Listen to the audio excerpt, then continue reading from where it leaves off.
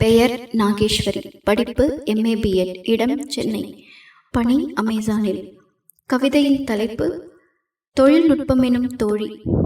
உருவமில்லா தோழி என்றாலும் உற்ற தோழி.